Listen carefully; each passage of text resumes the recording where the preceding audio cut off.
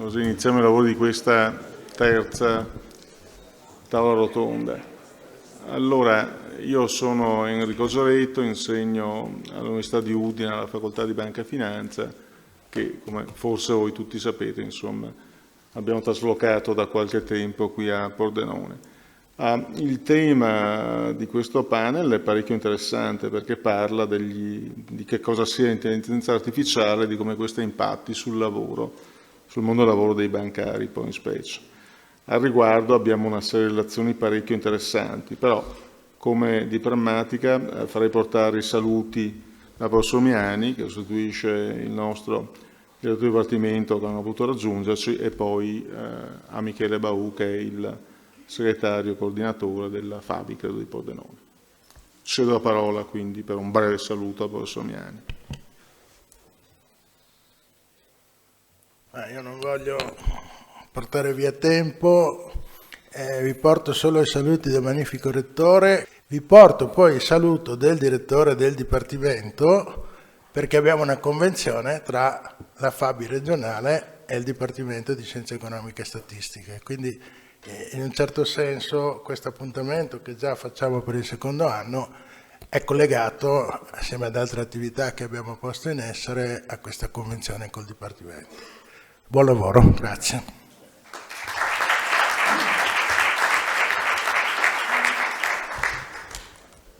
A questo punto pregherei Michele se vuoi dire qualcosa.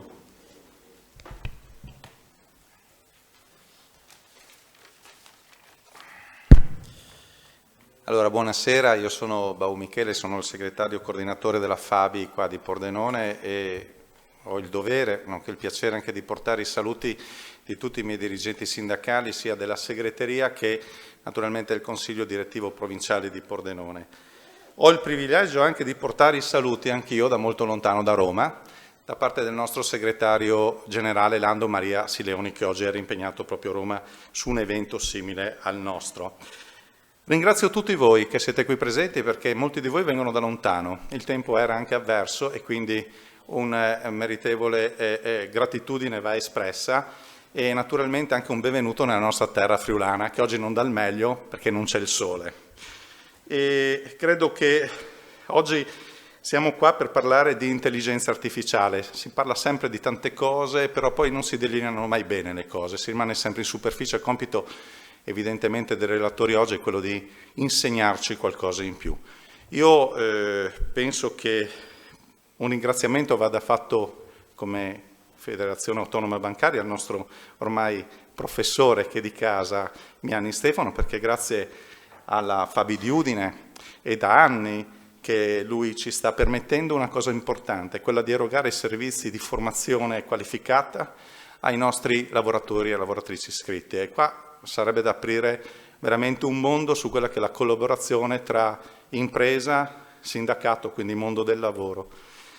Io cosa vi devo dire? Io mi auguro che oggi i relatori ci diano non delle risposte, ma quantomeno ci diano un po' di luce su un argomento che per il sindacato è assolutamente centrale, focale, e desta naturalmente una profonda preoccupazione, perché parlare di input tecnologici nelle imprese, di innovazione tecnologica, si traduce in economia sempre in un taglio del costo del lavoro e quindi taglio occupazionale. Questa è una grande preoccupazione per il sindacato. Noi in soli 14 anni abbiamo perso in questa categoria ben 66.000 addetti e questa perdita non è avvenuta a caso, è avvenuta sia per le operazioni di concentrazione bancaria, ma è avvenuta soprattutto anche per i processi graduali di automazione che il nostro settore, come tanti altri settori, hanno subito. Quindi parlare di intelligenza artificiale vuol dire, e quindi anche una pluralità poi di innovazioni tecnologiche in atto, vuol dire che per noi sindacato questo si traduce in un reale rischio di taglio occupazionale. Allora ci chiediamo che cosa può fare un'impresa. La scelta è strategica, graduale, non vuole essere una visione manichea la mia, però mi chiedo se per un'impresa è più utile investire in tecnologia o in capitale umano. Io credo che sia necessario investire in capitale umano, in quelli che sono quei processi che dovrebbero mantenere aggiornate le attitudini degli addetti al lavoro. Si parla quindi dei requisiti di occupabilità e si possono mantenere soltanto attraverso un processo di formazione costante. Io credo che in questo anche i rapporti con l'università, un'università che si mette a servizio del mondo del lavoro e delle imprese, e le imprese dovrebbero guardare l'università anche come punto di riferimento e come investimento sull'università. Sarebbe un ottimo connubio non solo per risolvere derive occupazionali, perché questo è il rischio, ma sarebbe un ottimo connubio per migliorare la società. Quando si studia anche in età adulta, vuol dire creare quelle premesse per rendere le persone più consapevoli di sé e in una visione aggregata rendere migliore la nostra società e garantire quella democrazia che purtroppo, mi pare, ultimamente sia soggetta a delle aggressioni non indifferenti. La Fabi, giusto che siamo anche un po' a casa nostra, nasce con la categoria dei lavoratori, la crea la categoria del lavoratore bancario, nasce nel 49, esattamente con un contratto stipulato nel 49, poi fatto vigere dal 48, ecco perché si dice 48. La Fabi vive con la categoria del bancario, la Fabi vive e può morire con la categoria del bancario, quindi fondamentalmente noi siamo legati a doppia mandata al destino di questa categoria. Evidentemente lascerò poi ai relatori dare delle risposte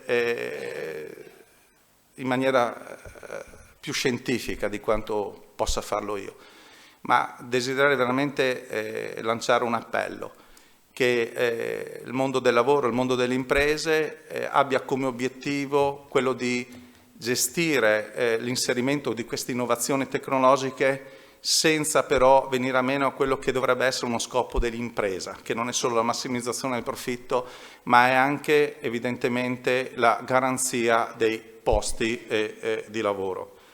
Lascio adesso la parola al professor Geretto che, lui si è già giustamente presentato, avrà anche il piacere di presentare i relatori al tavolo e lascio quindi proseguire i lavori augurando a voi che siete in platea un buon ascolto e evidentemente ai relatori un buon lavoro. Grazie.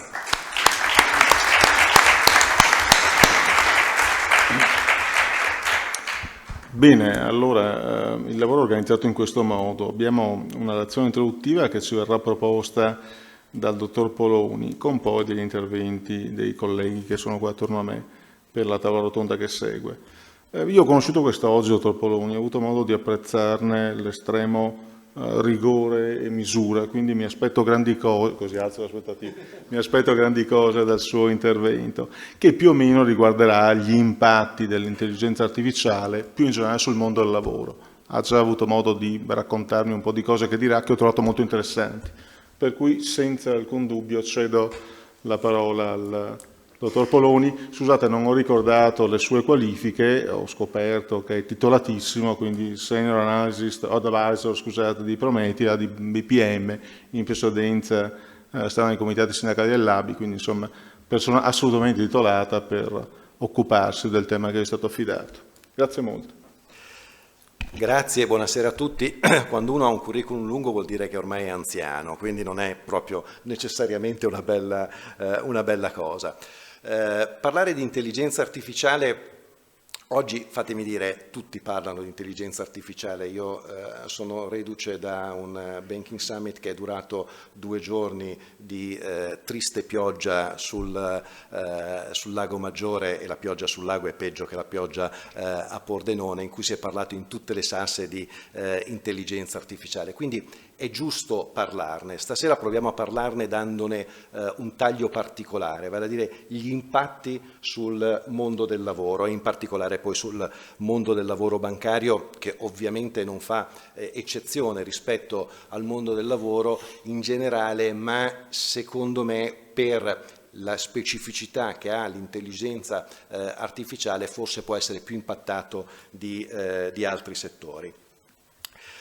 Dico subito che dal mio punto di vista l'intelligenza artificiale da qualcuno è stata definita come una delle più potenti innovazioni tecnologiche, perché è l'unica in grado di decidere da sola, e quindi già questo credo che debba suscitare in tutti, e chi si occupa di lavoro a tutti i livelli in particolar modo, un grande senso di responsabilità quando si approccia l'intelligenza artificiale. Io proverò a declinarla cercando di stare nei tempi, poi se vado troppo lungo fammi qualche segno, sotto 3 aspetti. Quello che riguarda diciamo così, chi dirige l'azienda, quindi i consigli di amministrazione, gli amministratori delegati, la direzione generale, insomma chi prende le decisioni, con un primo ambito di responsabilità. Poi quello che diciamo così, riguarda gli aspetti più squisitamente legati all'organizzazione del lavoro, l'evoluzione, eccetera, fino ad arrivare ai possibili impatti a livello occupazionale. Dal punto di vista generale dell'economia, fatemi fare soltanto una parentesi rispetto a quelli che sono i modelli di crescita economica. In realtà l'intelligenza artificiale, l'abbiamo appena detto, è innovazione tecnologica che produce cambiamento, non è l'unica fonte di cambiamento, perché potremmo citarne insieme all'innovazione tecnologica almeno altre 2. La prima è il cambiamento normativo e tutti i settori, e il settore bancario in particolare, sono impattati continuamente dall'evoluzione normativa, che quindi induce dei cambiamenti che sono organizzativi, di processo, di prodotti e quant'altro. L'altra sono i comportamenti, spesso questi vengono sottovalutati perché sono abbastanza striscianti, le abitudini, l'abitudine del cambiamento eccetera è un fatto di cui riusciamo a fatica a percepirne il cambiamento stesso, scusate la ripetizione, nel momento in cui avviene, lo vediamo a distanza di tempo. Potremmo fare degli esempi, e mi scuso per la banalità degli esempi, ma per l'utilizzo di alcuni capi di abbigliamento, il cappello d'estate, poi magari quando piove uno lo usa un po' di più, piuttosto che il bastone da passeggio, piuttosto che altre cose che sono assolutamente scomparse. È intervenuta una moda? È intervenuta una norma? No. È intervenuta un'innovazione tecnologica? No. È cambiata l'abitudine delle persone. Noi abbiamo avuto un periodo che non va sottovalutato e va ricordato, che è il periodo del Covid. Perché lo cito? Non per voglio dire, le ben più importanti gravi situazioni che sono verificate durante il Covid, ma perché è stato un acceleratore, perché cambiamento tecnologico, cambiamento normativo e cambiamento comportamentale in quegli anni del Covid hanno ricevuto certamente un impulso, non tanto perché siano state fatte delle scoperte tecnologiche nuove, ma la diffusione, l'adoption, cioè l'utilizzo di questi strumenti ha subito un'accelerazione enorme. Io ricordo sempre che se noi avessimo dovuto in periodi normali introdurre l'utilizzo così diciamo così, diffuso del lavoro da remoto, delle videoconferenze, eccetera, avremmo fatto dei corsi di formazione che sarebbero durati anni. In realtà siamo andati tutti quanti in autoapprendimento, perché o si faceva così o niente, e le cose hanno funzionato. Apro e chiudo una parentesi, noi quell'anno a dicembre del 2019, io all'epoca ero ancora presidente del Comitato Affari Sindacali del Lavoro dell'ABI, chiudemmo il contratto nazionale e per fortuna, detto col senno di poi, che decidemmo di chiuderlo prima di Natale perché dopo probabilmente non l'avremmo chiuso, in quel contratto c'era la disciplina dello smart working, il primo contratto collettivo nazionale di lavoro ad avere la disciplina dello smart working, che è stato utile perché in molte realtà c'erano accordi aziendali eccetera, ma in altre no, almeno avevamo una normativa di settore di riferimento. Devo dire, a me è stata doppiamente utile perché avendo poi in tutto quel periodo i rapporti col Ministero del Lavoro, insieme a tutte le altre parti sociali, in realtà tutte le decisioni che sono state prese nel tempo venivano calate sull'unico esempio che esisteva a livello normativo, che era il nostro contratto collettivo. Scusatemi lo spot, voglio dire, di settore, ma voglio dire per dire anche quanto è importante a volte nella contrattazione collettiva guardare un po' avanti e guidare il cambiamento e non subirlo. Poi su questo magari ci ritorno un attimo. Quindi abbiamo avuto un'accelerazione in quel periodo e bisogna tenerne conto. Perché è importante l'innovazione tecnologica? non c'è modello di crescita economica che non sottolinei come per avere crescita economica di lungo periodo occorre innovazione tecnologica. In realtà il primo grande studioso che si è occupato di modelli di crescita è stato un certo Solow, il quale, utilizzando la funzione Cobb-Douglas, eccetera, aveva detto che il modello di crescita è basato sull'accumulazione di capitale che avviene attraverso il risparmio. Però lui, sviluppando la funzione, diceva attenzione, questa, siccome poi ha una crescita, la propensione al risparmio rimane costante, nel medio e breve periodo assicura una crescita, nel lungo periodo in realtà la curva ricomincia a flettere. L'unica cosa che garantisce una crescita nel lungo periodo è l'innovazione tecnologica. Lui non aveva ancora gli strumenti matematici e non aveva avuto l'intuizione ma non la dimostrazione matematica, perché la crescita tecnologica in realtà era fuori dal suo modello, ma lui l'assumeva. Un po' di anni dopo, siamo a metà degli anni 80, agli inizi degli anni 90, è arrivato un altro studioso che poi su questo ci ha vinto il premio Nobel, un certo Paul Romer, americano anche lui, il quale ha fatto due passaggi.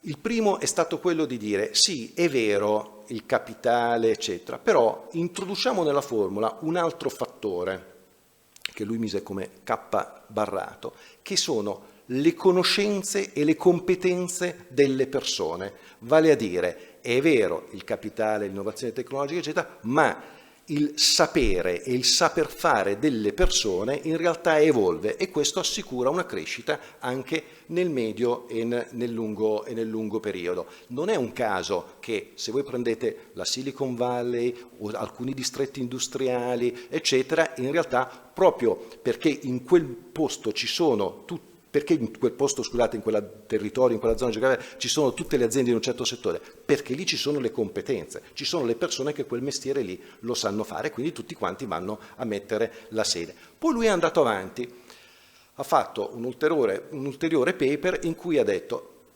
sì, ma le aziende in realtà investono in ricerca e sviluppo e quindi ha portato all'interno del modello, come parte intrinseca del modello, la crescita tecnologica, perché questo è il frutto dell'investimento che l'azienda fa in ricerca e sviluppo, quindi ricerca, sviluppo e competenze.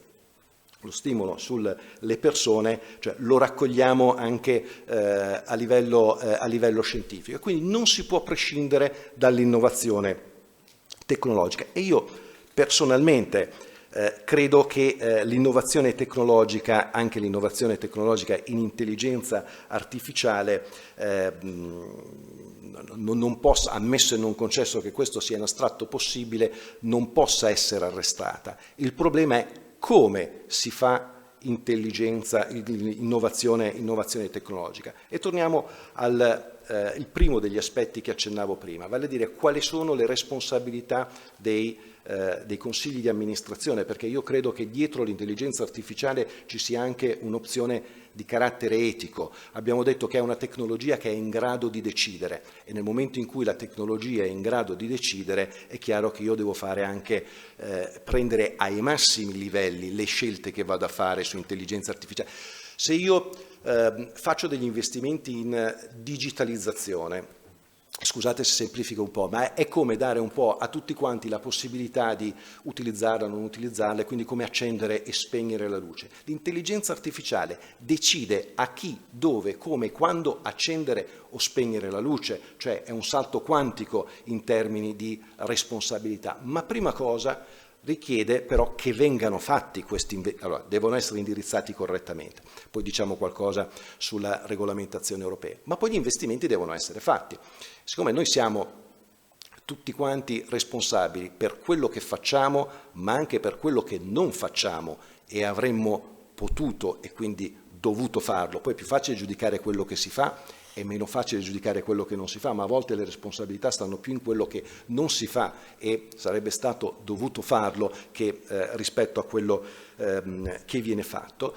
Io vi vorrei citare alcuni numeri per darvi l'ordine di grandezza di quello che sta succedendo nel mondo.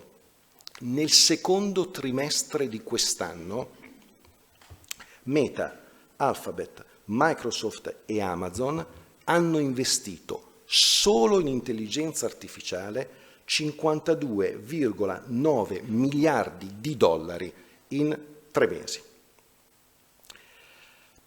Per dirvi quanto secondo me questa cifra è enorme, sapete quanto noi abbiamo speso fino ad oggi, e abbiamo superato il 50% del periodo di validità, in tutto il PNRR? 52 miliardi. Poi stanziati, previsti, già ce ne sono di più, ma quello che entra nel motore dell'economia è quello che realmente viene speso. Quindi non solo queste aziende hanno investito e continuano ad investire, perché non è stato un investimento una tantum, una cifra monster, ma nello stesso tempo immettono nel motore dell'economia delle cifre veramente importanti. Noi abbiamo 2 modelli con i quali dobbiamo confrontarci. Quello americano, dove succede questo, e quello cinese. Sono 2 sistemi economici diversi, potremmo anche dire capitalistici entrambi, ancorché con delle sfumature diverse. Uno, la Cina, sono investimenti sostanzialmente guidati dallo Stato, l'altro sono investimenti guidati dalle aziende private. Ma entrambi investono. Purtroppo il problema che noi abbiamo non è un problema di Italia, di Francia, di Germania, e potrei continuare per tutti gli altri paesi dell'Unione Europea. È un problema che, a mio avviso, va visto in chiave complessiva europea, perché è evidente che nessun paese preso singolarmente riesce a competere con questi due colossi. Rubo soltanto un attimo di tempo per dire: uno dei padri fondatori dell'Europa è stato un francese, Jean Monnet, quello che tra l'altro collaborò con Schuman, che fece il famoso discorso quando nacque la CECA, eccetera, ed è stato il primo presidente della CECA.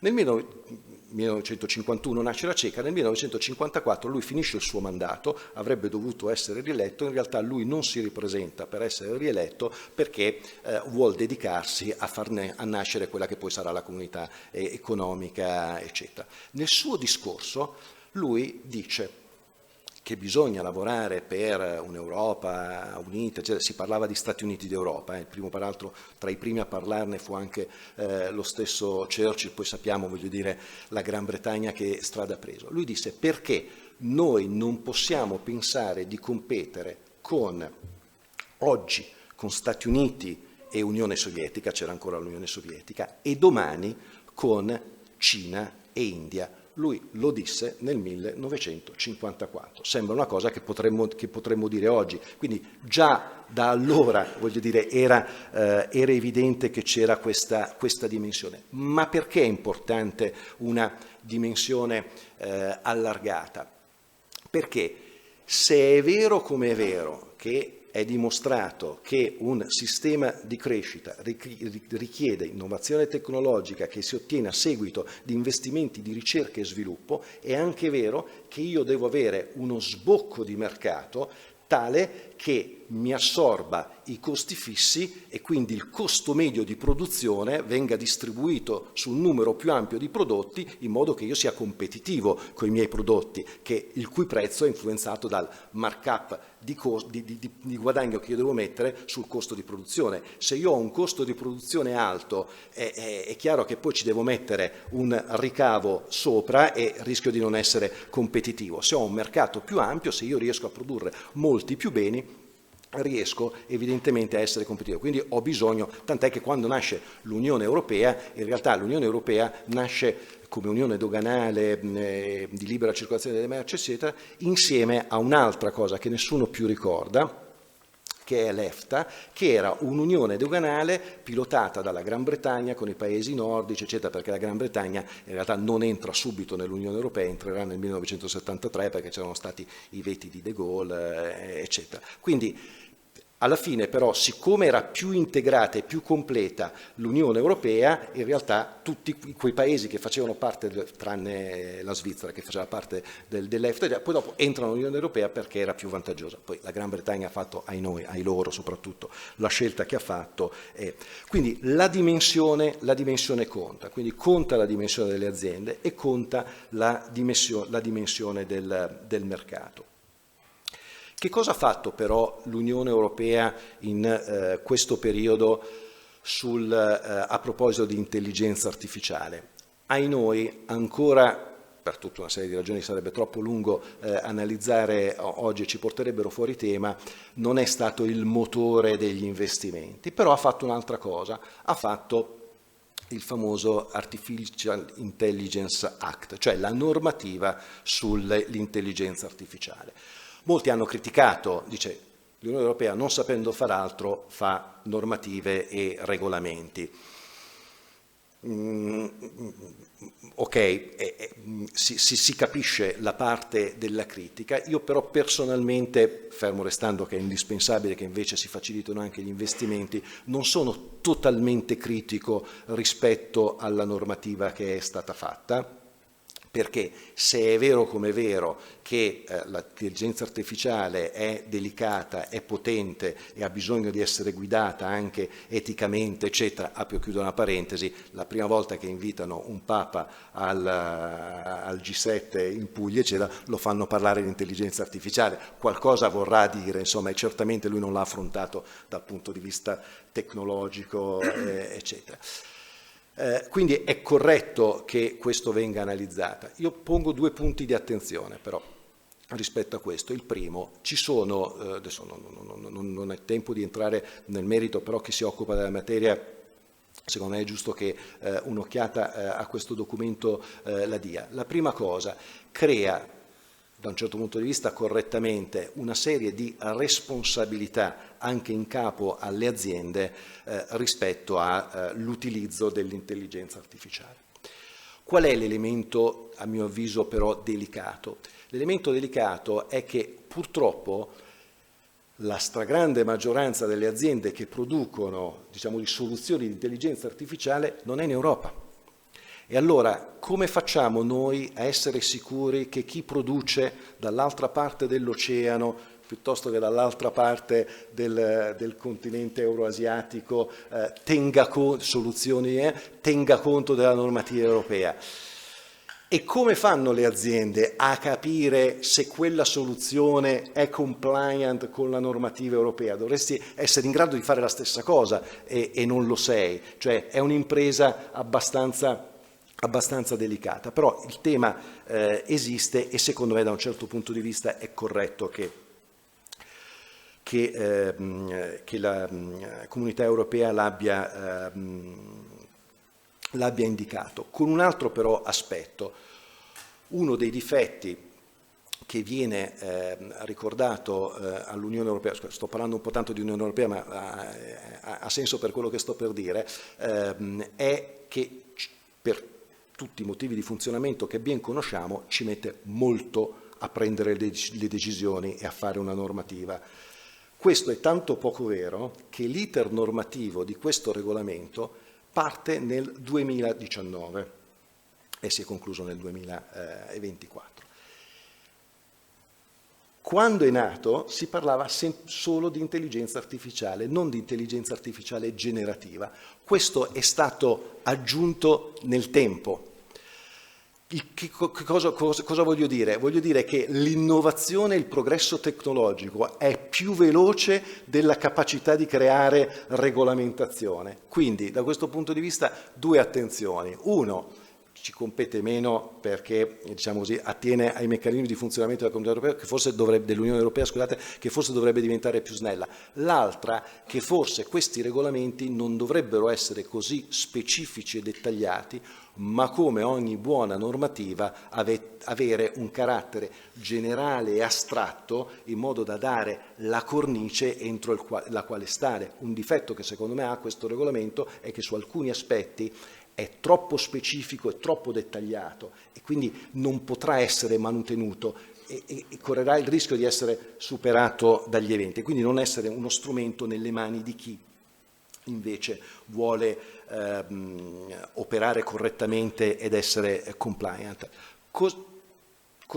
Cina, sappiamo come funzionano le cose. Cosa è successo in America? Invece esattamente l'opposto, cioè l'amministrazione americana ha chiamato i grandi player e ha detto: sentite, fate una bella cosa, trovate un accordo su quelli che secondo voi devono essere i principi da applicare e poi ce lo sottoponete, cosa che è stata fatta, è stata sottoposta, l'amministrazione Biden ha dato una sorta di blessing a questo, diciamo così, accordo trasversale per rispettare determinati criteri. È evidente, stiamo parlando di un sistema completamente diverso, un sistema normativo diverso, un sistema giuridico diverso, eccetera, probabilmente non replicabile. Però questo insomma, dimostra anche un po' il fatto di come questo sia un tema da affrontare con cautela e pensando al fatto che siamo di fronte a un fenomeno nuovo. Vengo all'ultimo aspetto del quale volevo parlarvi, vale a dire quali sono i possibili impatti sul mondo del lavoro, quali sono i possibili impatti a livello occupazionale che può avere l'intelligenza artificiale. Allora, parto dalla fine, come non bisognerebbe fare, e vi dico in realtà qual è il mio punto di vista. Il mio punto di vista è che il problema maggiore noi l'avremo anche a livello occupazionale se non facessimo gli investimenti in intelligenza artificiale, fatti come si deve, come mi sono un po' sforzato di accennare, spero di aver fornito qualche idea, e non se li facciamo. Perché?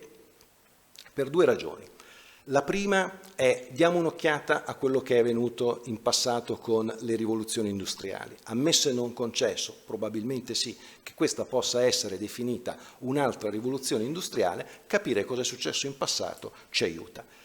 L'altro tema, e ovviamente non sto pensando a oggi e non sto pensando a domani, ma sto pensando un pochettino più avanti, per capire quali saranno gli impatti a livello occupazionale io devo capire quali saranno le variabili demografiche, perché io devo creare lavoro per chi viene, perché chi c'è già è occupato e va tutelato, va formato, va aggiornato, eccetera, eccetera, ma soprattutto cerchiamo di capire quali sono le dinamiche occupazionali future. Allora, il primo rilievo, e tra l'altro la demografia è importante perché non c'è niente di più attendibile rispetto alle stime demografiche, queste si verificano.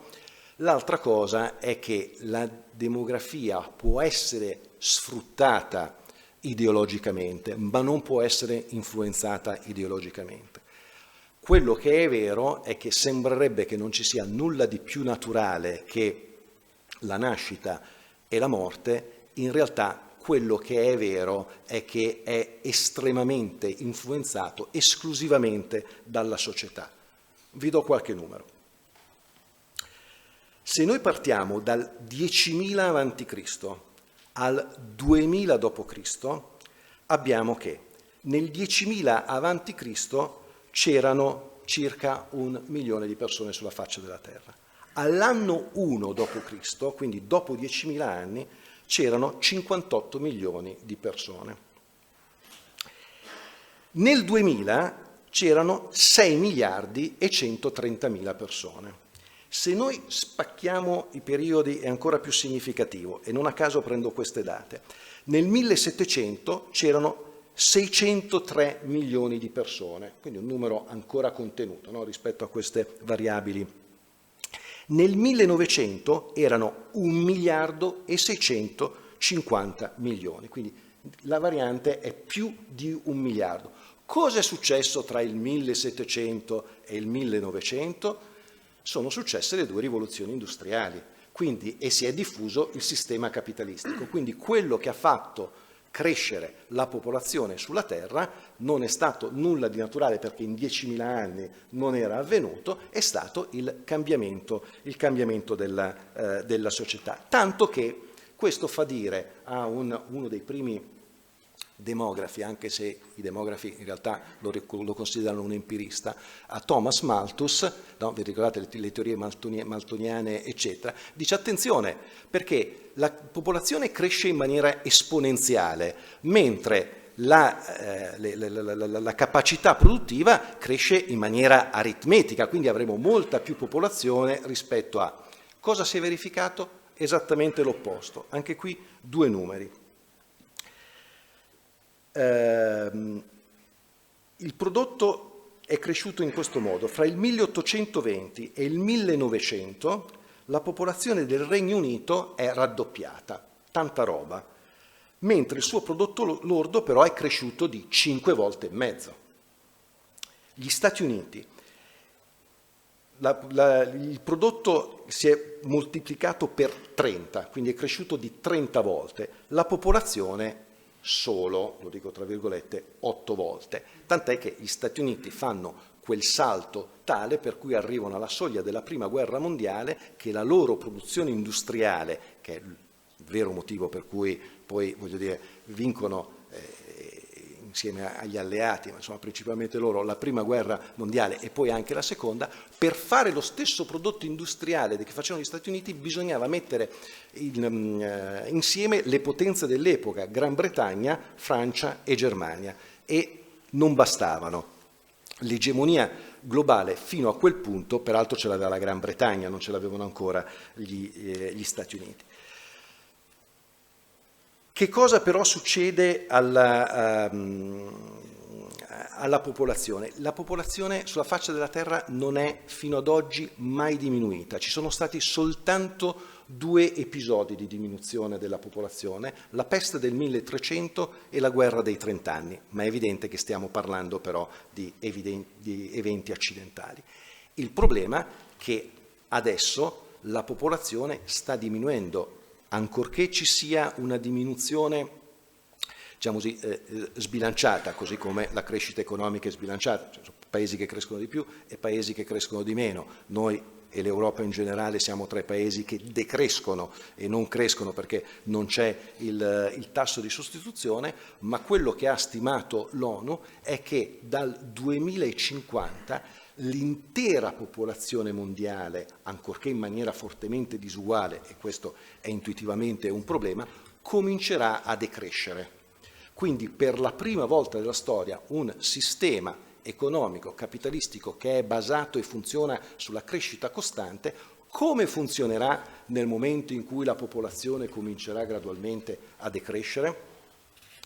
In Italia siamo messi un pochettino peggio, perché ovviamente conoscete i numeri sulla nascita e la morte, per fortuna voglio dire si è allungata l'aspettativa di vita eccetera, ma guardate anche in epoca recente, negli anni 80 c'erano 6 anziani per anziani si intende diversamente giovani, da sopra i 65 anni, 6 anziani ogni 10 bambini e 2 ogni 10 persone in età lavorativa, anni 80. Ieri. Oggi ci sono 17 anziani ogni 10 bambini e 3,5 anziani ogni 10 persone in età lavorativa. È chiaro che questa è una dinamica difficilmente sostenibile, ma siccome l'intelligenza artificiale, a differenza delle prime rivoluzioni industriali, non sostituisce lavoro muscolare con la macchina a vapore, ma lavoro intellettuale, andiamo a vedere che cosa succede ai diplomati e ai laureati, no? Che sono quelli che poi portano, diciamo così, nel mondo del lavoro l'intelligenza, diciamo così, naturale, non quella artificiale. Nel decennio,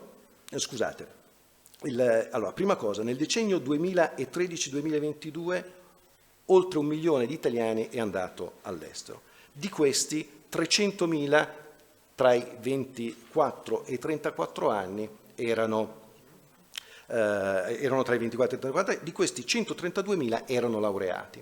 Col Covid c'è stato un blocco, evidentemente, la ripresa ha visto un'accelerazione, oggi tra quelli che vanno all'estero 1 su 2 è laureato. Un laureato richiede un investimento di circa 400.000 euro, voi guardate quanto capitale noi stiamo dando agli altri paesi. Questi numeri sono stimati per difetto, perché? Perché l'Istat prende i numeri di quelli che sono iscritti all'AIRE, ma si stima che prendendo i numeri invece di quelli che entrano nelle anagrafi degli altri paesi, in realtà siano 3 volte tanto le persone che vanno all'estero, perché molti non hanno interesse in realtà a iscriversi all'AIRE. Nel 2023 ci sono state 379.000 nascite. In quell'anno hanno dato la maturità 500.000 ragazzi che assumiamo fossero nati nel 2024, nel 2004, scusate, nel 2004 erano nati 800.000 bambini, non 379.000, quindi più del doppio.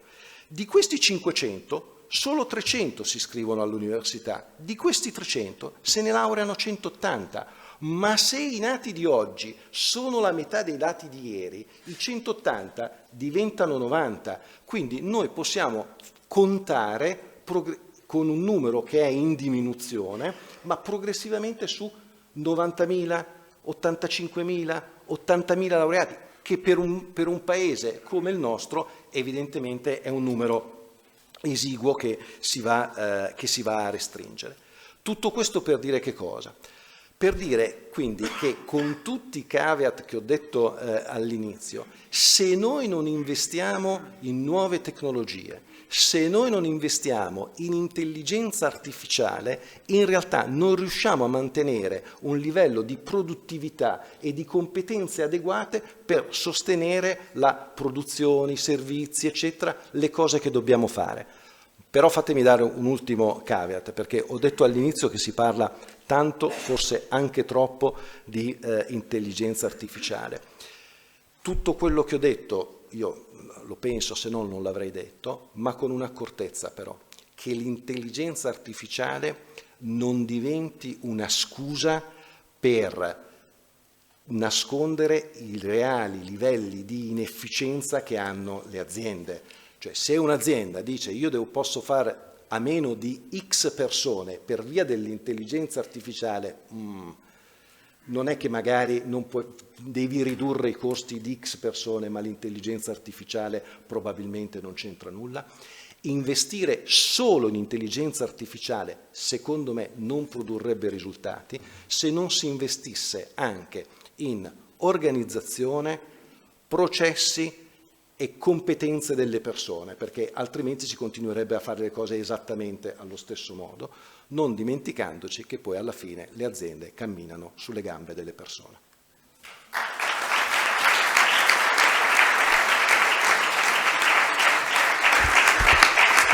Grazie. Bene, grazie per questa interessantissima prolusione. Avrei parecchie cose poi da chiedere, ma metterò a margine il tutto. Adesso cominciamo con la tavola rotonda e c'è la parola ad Elisabetta Mercaldo, che è il segretario nazionale della Fabi, vedo qua, fantastico, che ci parlerà invece proprio di applicazioni di intelligenza artificiale in ambito bancario, quindi ambiti toccati, rischi piuttosto che opportunità che possono essere offerte da questa nuova soluzione. Prego.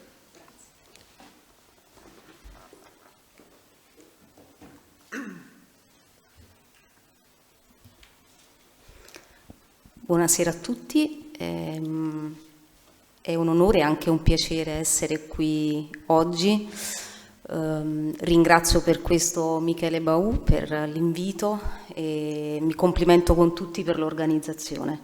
Credo che sia quello di oggi un'occasione quanto mai utile per poter affrontare un tema che per noi sindacati, ma credo per il sistema, è al centro del dibattito.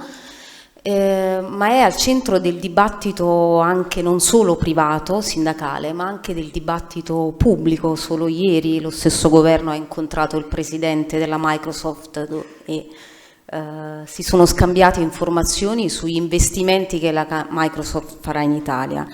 Io direi che l'intelligenza artificiale è il motore, e questo mi riallaccio anche a quello che ha detto il dottor Poloni, sia il motore di una nuova rivoluzione industriale in Italia e come tale è un fenomeno che va capito, non va evitato, ma soprattutto va gestito.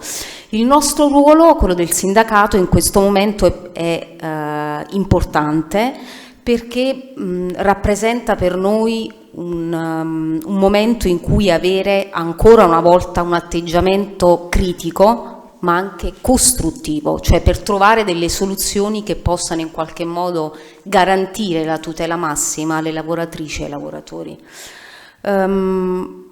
Il confronto di oggi non vuole essere solo teorico, vi esporrò un po' quello che è il significato dell'intelligenza artificiale per le banche, qual è l'applicazione nel sistema bancario e qual è anche l'impatto che noi ci aspettiamo sulle lavoratrici e i lavoratori. E infine vi darò anche un'idea di quello che accade nel mondo delle fintech in Europa, dove si sono registrati licenziamenti massivi negli ultimi 3-4 anni. Vedete, sono convinta di una cosa, ovvero che l'intelligenza artificiale sia sì un'opportunità per le banche, ma non sia una novità per il settore bancario. Cosa intendo con questo? Che quello che sorprende anche noi è la velocità con cui si sta diffondendo, perché vedete anche il digitale ha dietro l'intelligenza artificiale. E negli ultimi 2 anni abbiamo visto nascere nel settore una banca digitale, fondata sì sul digitale, ovvero sull'applicazione dell'intelligenza artificiale.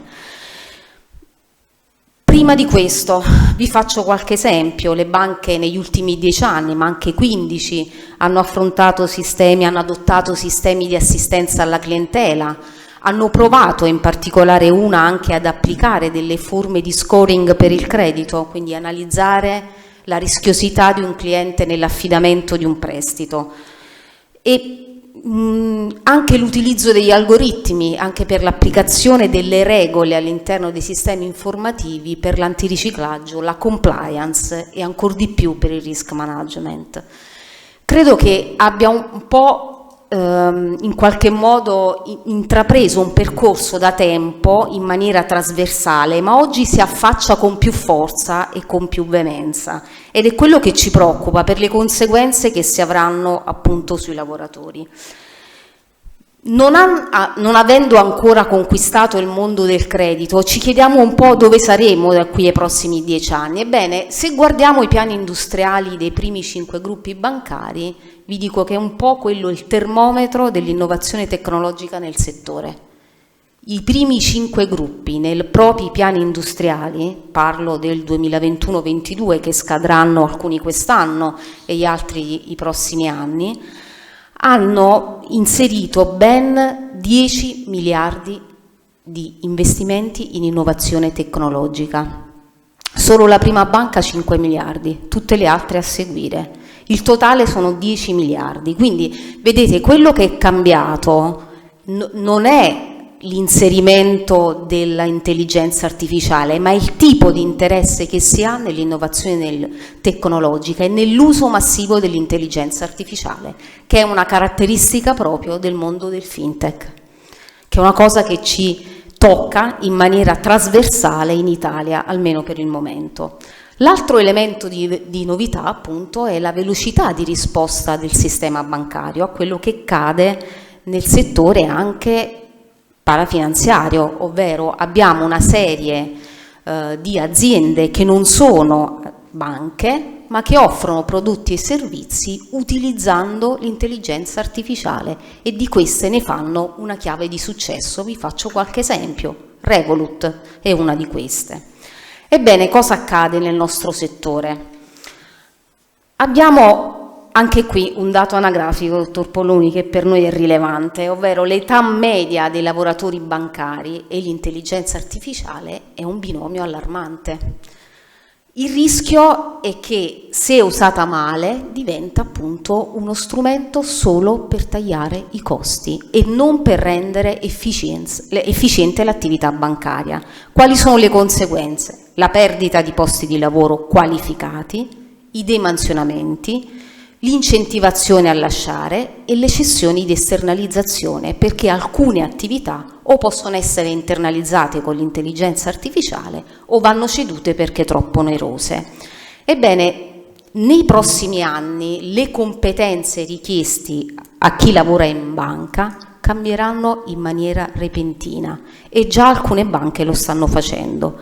Abbiamo però un primo vantaggio competitivo che è importantissimo, ovvero siamo un paese e un settore, quello bancario, in cui l'intelligenza artificiale non può essere inserita nel brevissimo periodo. Perché questo? Perché ovviamente è un'innovazione tecnologica che avverrà in maniera graduale, sarà concentrata nei prossimi 2-3 anni, ci sono delle conseguenze, ma le lacune da colmare sono ancora importanti. Ricordiamoci che in Italia, fino allo scorso anno, avevamo un tasso di digitalizzazione e diffusione informatica che era al di sotto della media europea. Questo per noi che dobbiamo tutelare il settore rappresenta un vantaggio. Per il sindacato però credo che opporsi alla digitalizzazione, all'innovazione tecnologica sia un errore. Dobbiamo cavalcare e gestire il cambiamento e lo faremo perché abbiamo tutti gli strumenti. Abbiamo 3 leve, siamo fortunati nel settore bancario rispetto ad altri. Abbiamo un contratto nazionale che contiene alcune norme che tutelano in qualche modo le lavoratrici e i lavoratori. Abbiamo gli ammortizzatori sociali e infine abbiamo la contrattazione di secondo livello, ovvero gli accordi che si fanno all'interno dei gruppi. Perché dico il contratto nazionale, la cornice madre? Perché nella più importante delle cornici madri, il contratto nazionale, anche qui, come per lo smart working, dottor Polloni, abbiamo inserito la cabina di regia. La cabina di regia è un istituto che è stato inserito nel contratto del 2019 ed è stato in qualche modo rivitalizzato e ampliato nelle sue funzioni nell'ultimo contratto. Quindi questo sarà un po' il paracadute nazionale per poter in qualche modo gestire le ricadute sui lavoratori, perché dovrà avere la funzione, la cabina di regia, non di trattare all'interno dei gruppi, ma di analizzare e monitorare quello che accade, cioè come avvengono le ricadute, cosa avviene all'interno di ciascun gruppo e come viene normato l'intelligenza artificiale e l'utilizzo dell'innovazione tecnologica al fine di ridurre il personale bancario. Abbiamo poi degli strumenti nel nostro settore, gli ammortizzatori sociali, abbiamo il FOC, il Fondo di Solidarietà, che continueranno ad essere al centro dei nostri accordi anche per favorire il ricambio generazionale tra i nuovi lavoratori e i lavoratori già esistenti e quelli che usciranno. Abbiamo poi gli accordi interni dei gruppi che saranno un punto di equilibrio perché ci sarà la cabina di regia che potrà in qualche modo monitorarne gli effetti e le regole. Una cosa accomuna tutti gli strumenti ed una cosa importante anche per il settore bancario, ovvero la formazione del personale. Che si tratti di far entrare giovani e quindi utilizzo del FOC, che si tratti di riqualificare il personale esistente o garantire delle nuove professioni e quindi delle nuove entrate in banca per l'utilizzare la tecnologia, il tutto passerà per le competenze. Anche questo è un aspetto importante e guardando a quello che le banche hanno fatto negli ultimi anni, anche qui vediamo un'importanza rilevante nel peso che si ha nelle spese in formazione. Vi do qualche dato sugli investimenti che verranno nella formazione. Vedete, prima vi ho detto che l'intelligenza artificiale rappresenta anche per l'Italia, è al centro della nuova rivoluzione industriale. Ieri nell'incontro tra il presidente della Microsoft Italia e il governo sono stati dichiarati investimenti importanti, circa 5 miliardi di euro solo in Italia da parte dell'azienda americana.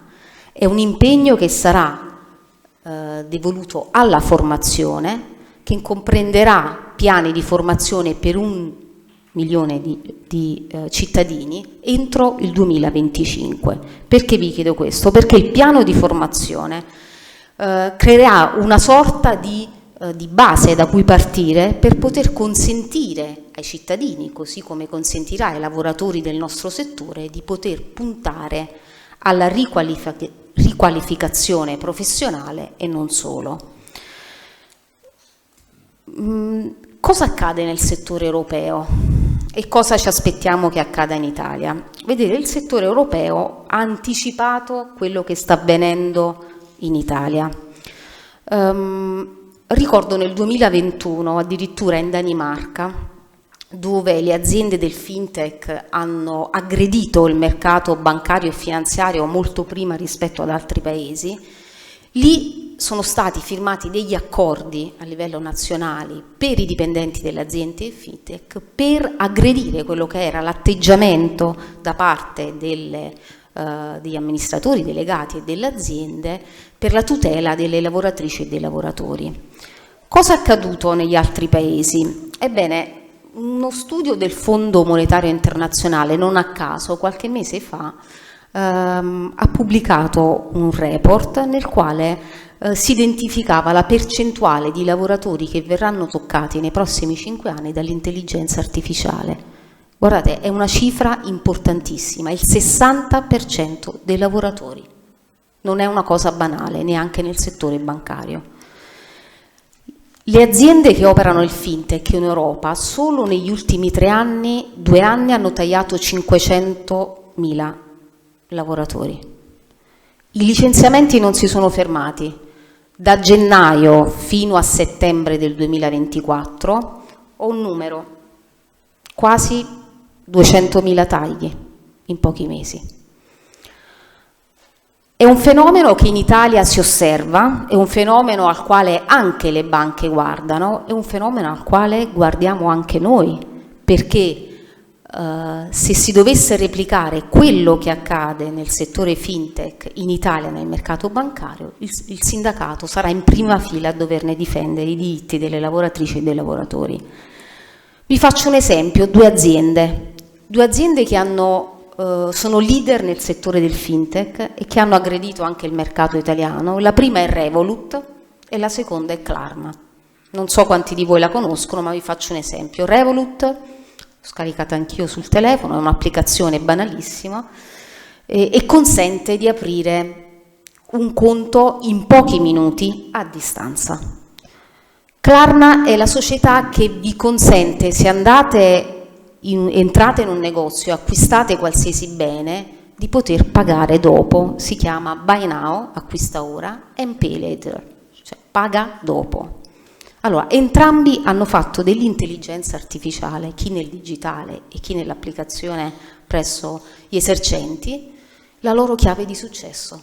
Ma hanno reagito in modo diverso, hanno avuto un successo esponenziale, grazie anche alla diffusione del Covid e quindi all'impossibilità di fare acquisti in presenza, ma hanno anche tagliato i costi e hanno reagito in maniera diversa. Klarna ha dichiarato di voler sostituire il 70% del personale nei prossimi 2 anni, perché secondo l'amministratore delegato della società i lavoratori digitali possono fare in 1 minuto quello che fanno 12 lavoratori in una giornata lavorativa.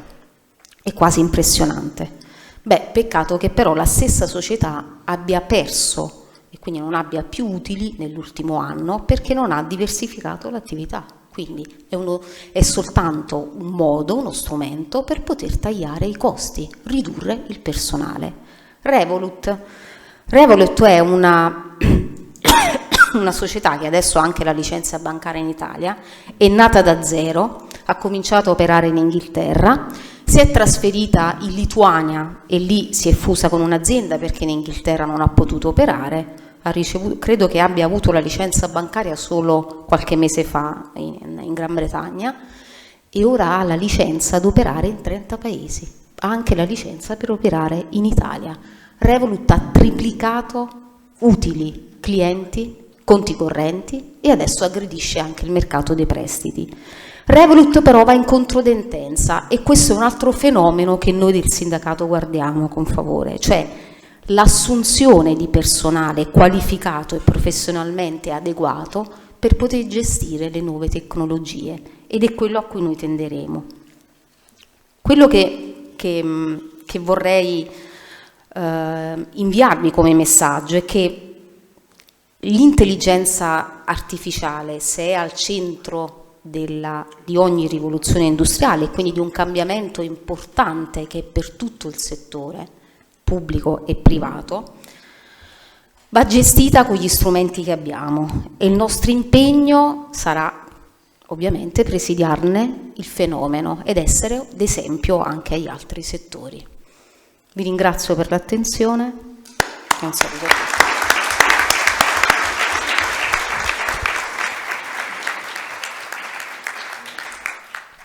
Ok, molte grazie. Prima di girare qui invece la parola ai miei colleghi, però, come dire, dalle due relazioni mi sembra manchi un interlocutore, e cioè la clientela. Ma voi ve la vedete la clientela che avete ogni giorno sportello a dialogare con un chatbot? Cioè, diciamo la verità, cioè, è gente che è in grado.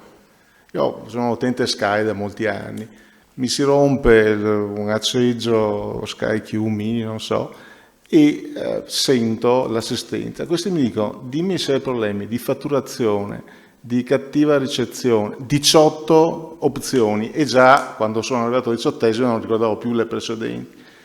Alla fine, finché non parlo con un operatore, sperando di intendermi, perché mi sparano in dei call center che stanno in ogni parte del mondo, tipo l'India, non riesco a venire fuori. Quindi consideriamo che l'Italia, o comunque il consumatore di servizi finanziari tipo, non è purtroppo il giovane ventenne, un nerd, no? Molto avvezzo all'uso dell'informatica, eccetera, ma sono le persone che avevate lo sportello. Per cui credo che onestamente tutta questa possibilità di prendere e licenziare di brutto, credo che, come dire, sarà particolarmente temperata dalla relazione. Voi tutti credo siate personale di sportello, cioè il grosso, insomma, dei bancari sta lì. La vedo con difficoltà questa ostruzione. Comunque, bene, a questo punto giro la parola ai colleghi, che spero mantengano un tono sufficientemente elevato, no? Scherzo, sono assolutamente sicuro.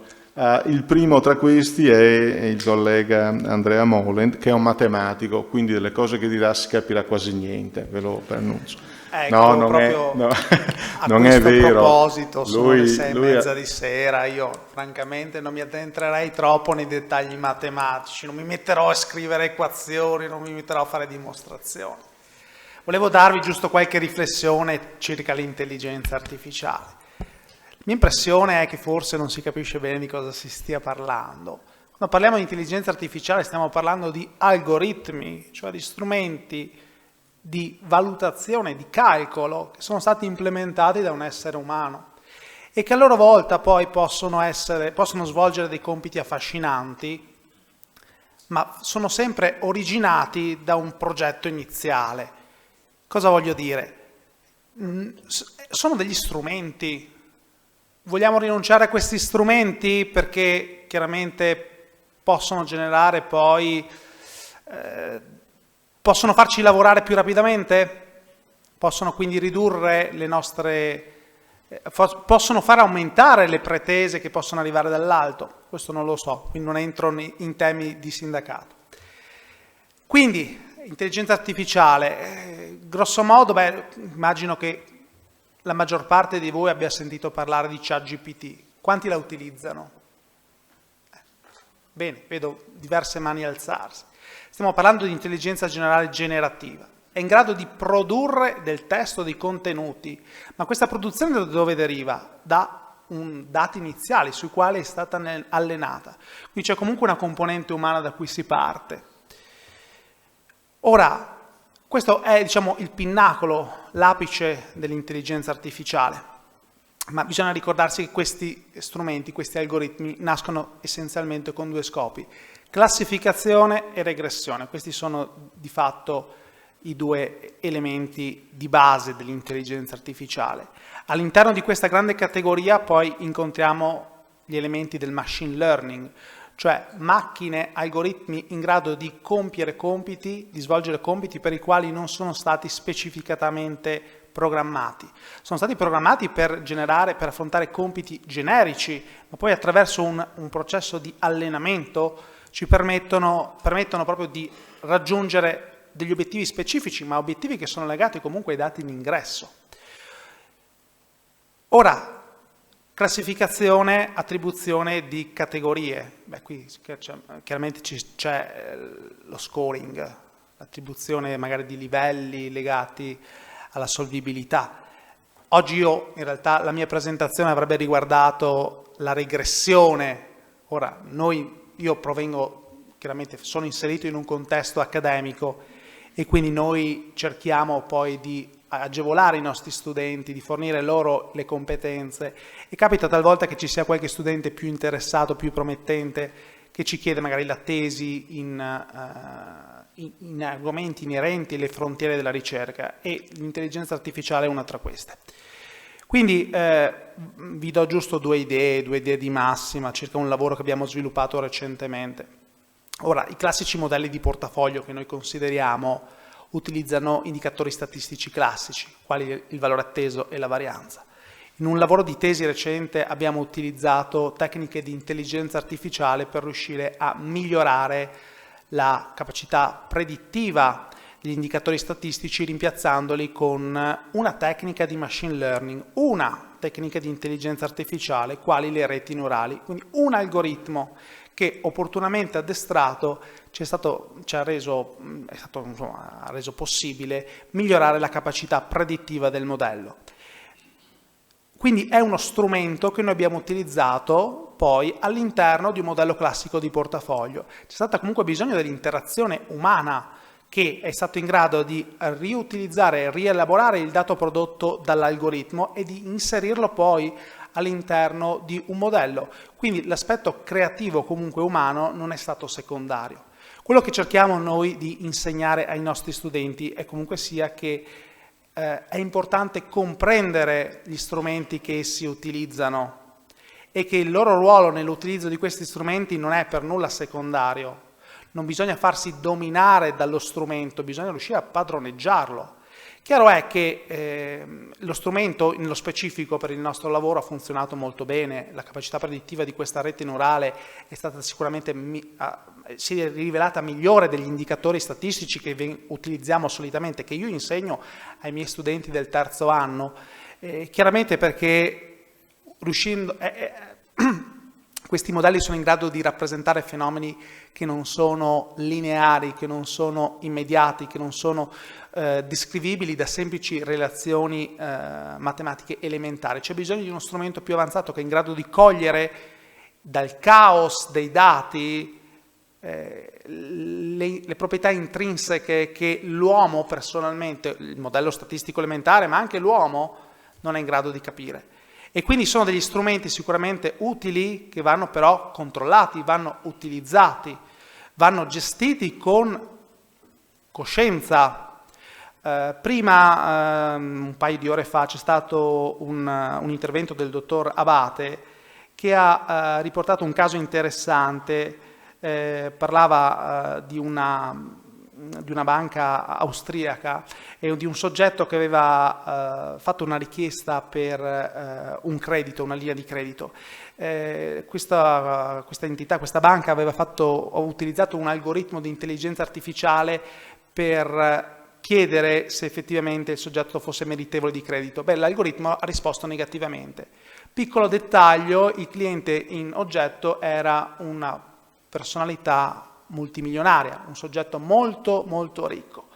E quindi come si spiega che di fronte a un'evidenza, quindi se è un soggetto assolutamente solvibile, tu non gli cedi la linea di credito? Chiaramente l'algoritmo non è in grado di rispondere a input che sono esterni ai dati sui quali è stato allenato. Ora, chiaramente non ci vorrebbe molto, lo capiamo tutti, insomma, se un soggetto, pur uscendo dal caso di normalità, ha tutte le carte in regola, perché ha comunque disponibilità economiche per accedere alla linea di credito, tu dovresti cedere, a consentire, ma l'algoritmo non ragiona come ragioniamo noi, utilizza un modello non lineare. Quando esce dai dati sui quali è stato allenato fallisce o comunque dà una risposta imprevedibile.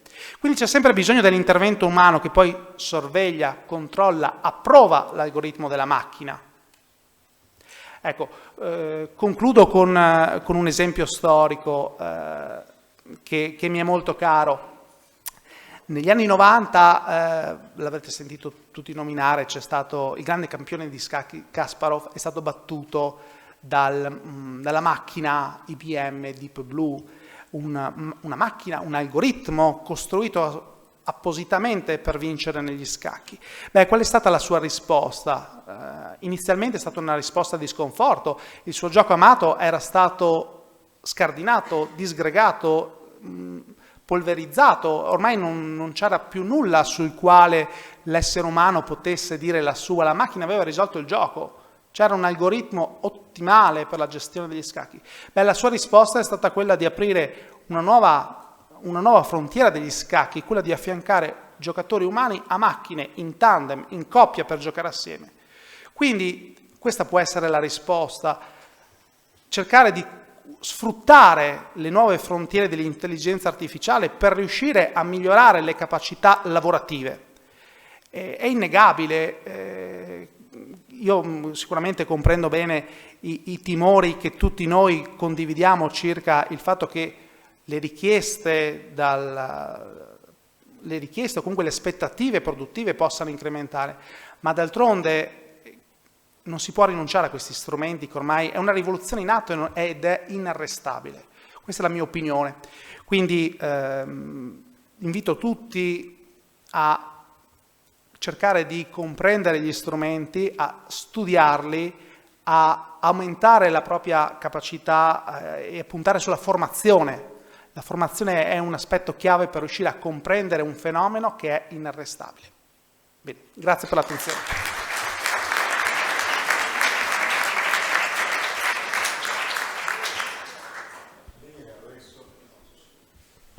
Adesso, grazie Andrea. C'è la parola invece a Francesco Laggiotto, che è un docente di economia e gestione delle imprese e che ci introdurrà l'impatto dell'IA sulle questioni legate al CRM. Insomma. Sì, buonasera a tutti, grazie Enrico e grazie a tutti voi di essere qui. Allora, fondamentalmente io farò un ragionamento, diciamo, in senso anche più ampio, diciamo. Si parlava di CRM, ma forse potremmo parlare anche in senso più ampio di clienti, di rapporti con la clientela, perché alla fine, insomma, Molent diceva una cosa molto interessante e molto importante, secondo me fondamentale, cioè che stiamo parlando alla fine di uno strumento. Uno strumento che l'intelligenza artificiale cosa fa l'intelligenza artificiale all'interno di un contesto bancario? Che cosa può fare? Geretto giustamente citava il discorso del CRM, no? Customer Relationship Management, uno strumento che noi tutti conosciamo più o meno, molto noto nelle banche, che supporta l'attività degli operatori bancari. Che cosa fa? Di fatto elabora dati.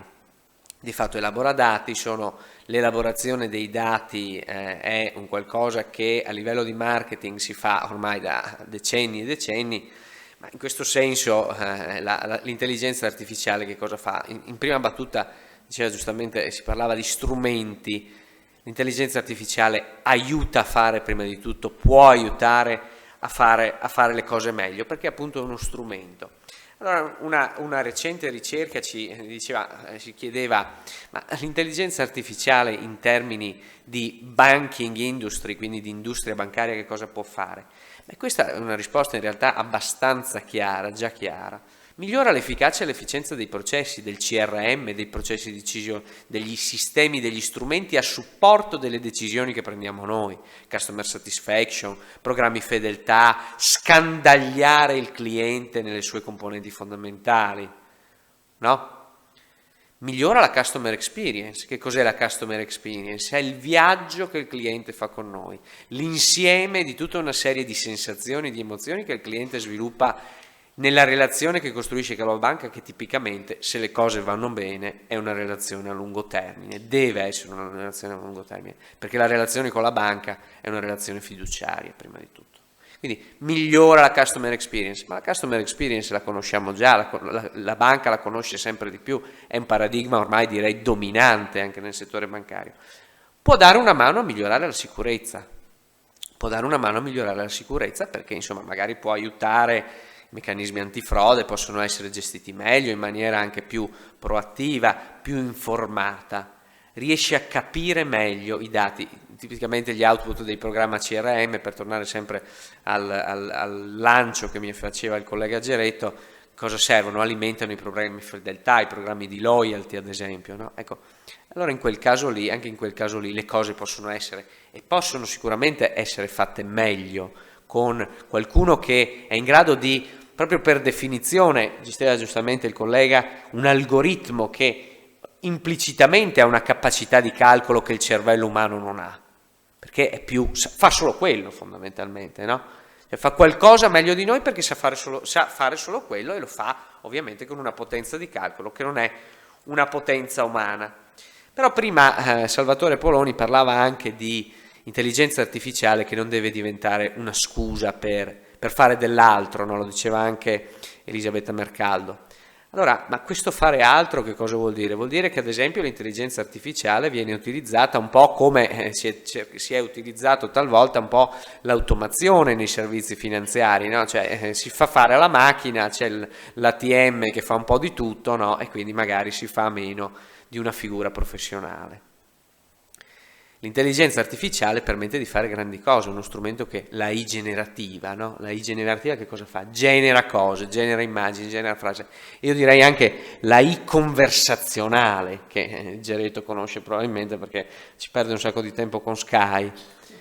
E cosa fa? Genera conversazioni. Allora, è chiaro che all'intelligenza artificiale possiamo tentare, se la usiamo come una scusa, possiamo creare dei processi che poi dopo vanno gestiti, ed è un problema da gestire.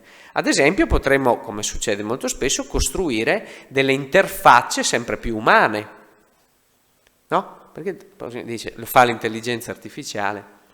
Però dopo andiamo a vedere che già nel 1970 uno studioso, Mori, uno studioso di robotica, pioniere, parlava della Uncanny Valley, che è un tema difficilmente traducibile in italiano. Potremmo dire la valle del disagio, la valle dell'imbarazzo. Ed è un tema che ad oggi io credo che sia estremamente attuale. Cioè la situazione per cui Mori osservò già nel 70 che oltre un certo livello di umanizzazione del robot, la reazione della persona è una reazione avversa, perché quando il robot diventa troppo umano, l'interazione con la macchina diventa eccessivamente umana, quando la macchina replica eccessivamente la persona, a un certo punto il cervello reagisce implicitamente con un senso di disagio, un senso di spavento, perché la macchina alla fine è sempre la macchina. E allora cosa facciamo? Torniamo al punto di partenza, non possiamo usare l'intelligenza artificiale come una scusa o qualcosa che di fatto si va anche a delegittimare, a ridurre il potenziale di questo strumento, che va incanalato in termini diversi. Allora, che cosa fare? Beh, fondamentalmente bisogna che quell'intelligenza artificiale, come tutti gli strumenti alla fine di gestione di impresa, vada inserita in dei processi più ampi.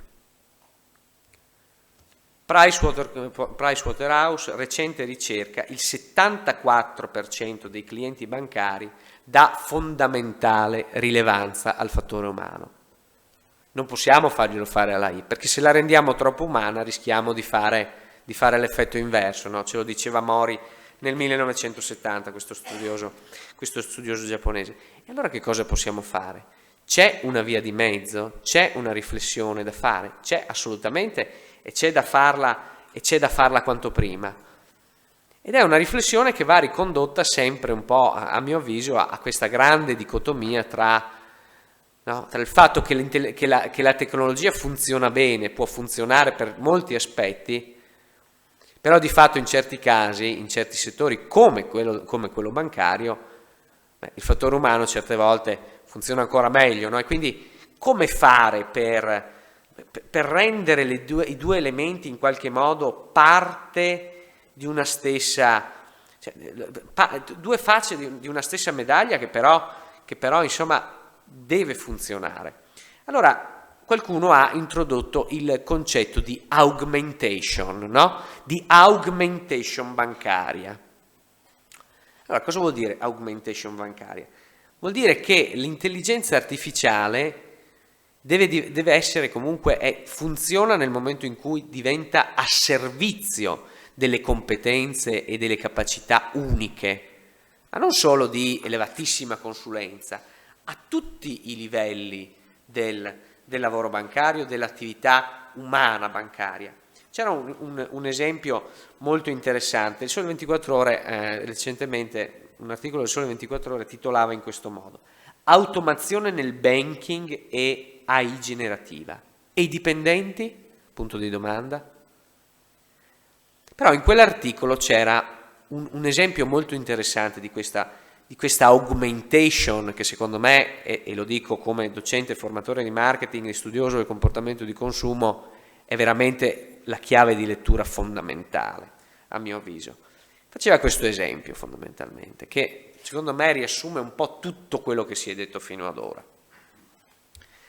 Abbiamo questa persona che lavora, che gestisce le attività di finanziamento, adesso diciamo in generale di un cliente, e si trova a dover decidere se concedere un finanziamento a questo cliente oppure no.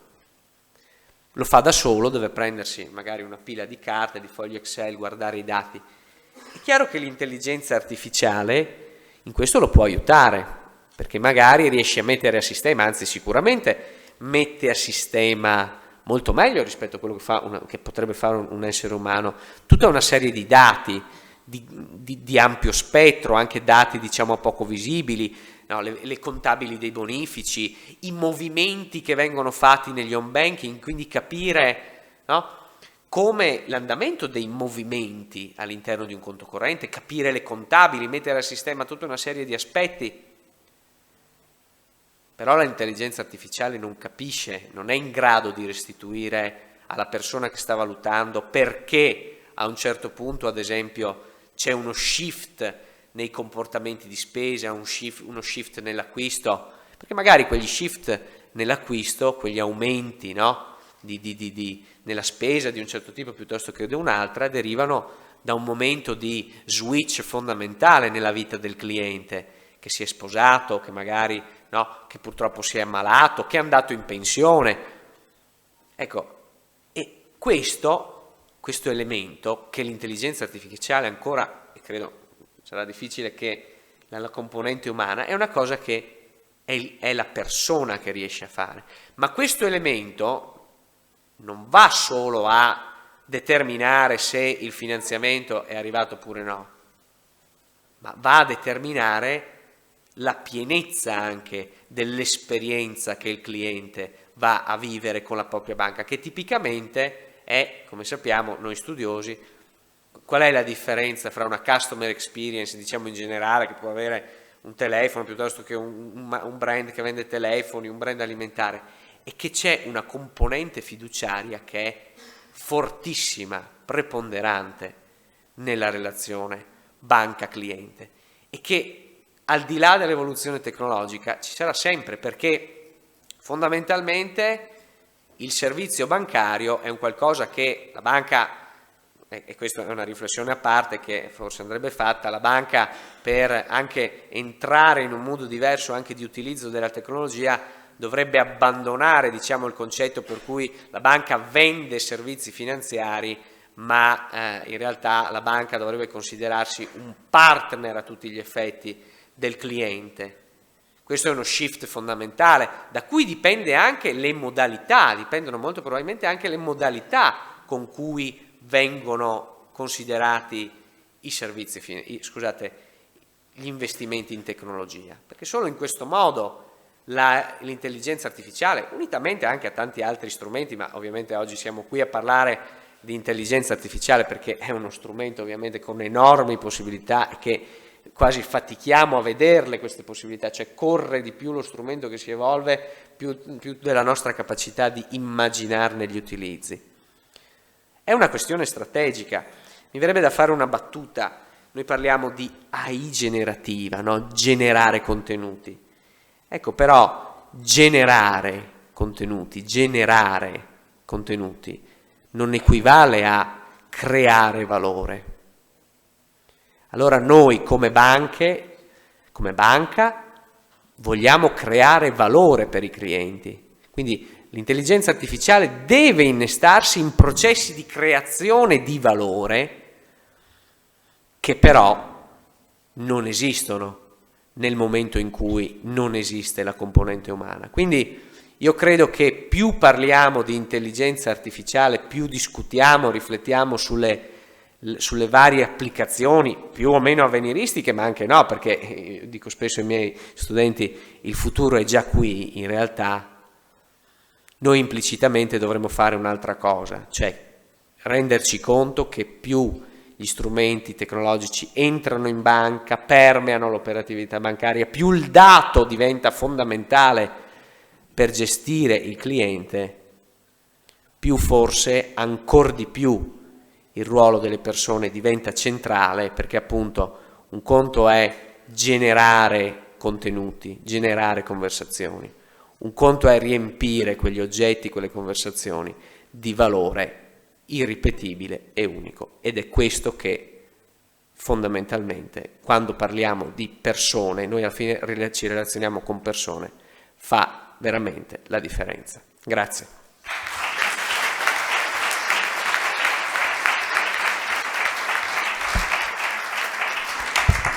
Bene, grazie Francesco per questa brillante conversazione. L'ultimo oratore è il professor Giancarlo Lauto, che è un esperto di organizzazione aziendale, per cui ti cedo la parola e il microfono. Grazie mille, buonasera a tutti, grazie per l'opportunità di ascoltare questi interventi molto interessanti che sono stati fonte di riflessione anche per me. Abbiamo visto molti aspetti interessanti del tema dell'applicazione dell'intelligenza artificiale nel settore finanziario e nel settore bancario. Abbiamo parlato di applicazioni in termini di valutazione del credito, in termini di antiriciclaggio, di risk management, poi ci sono altre applicazioni ancora nella negoziazione dei titoli, nella relazione con il cliente. Poi sappiamo, insomma, è abbastanza noto come l'applicazione dell'intelligenza artificiale sia pervasiva un po' in tutti quanti i settori, in tutta quanta la società. Quindi un punto a mio avviso che è importante da sottolineare è che tutti questi sistemi di intelligenza artificiale danno un input all'utilizzatore, suggeriscono all'utilizzatore, all'utente di questi sistemi che cosa dovrebbe fare.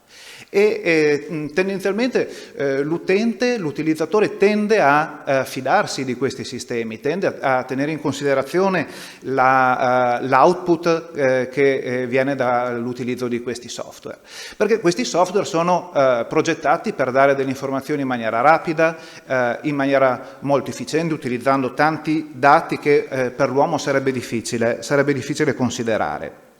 E tendenzialmente lo fa anche in maniera magari anche più accurata di quanto non farebbe una persona che di fronte a una grande mole di dati commette errori, si confonde, fa dei ritardi. Quindi ci sono assolutamente dei vantaggi nei dati e nelle indicazioni che questi sistemi danno ai decisori aziendali.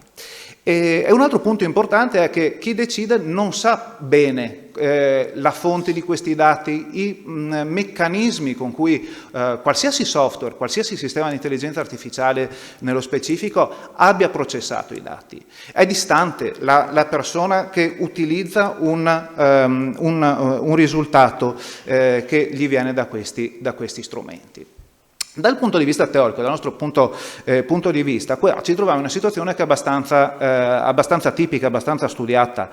Ci troviamo nella situazione in cui un soggetto cede ad un altro soggetto il diritto a prendere una decisione, o magari, se vogliamo, a farsi influenzare nella presa di una decisione o essere assistito nella presa della decisione, però c'è un soggetto, l'operatore umano, che dice a qualcun altro sostanzialmente: pensa per me, decide per me, semplificando un po'. Questo è un tema che è stato molto studiato, insomma, in economia, nella teoria principale agente, okay? Che magari conosciamo, perché è un po' la teoria che spiega come funziona il rapporto tra azionisti e consiglio di amministrazione.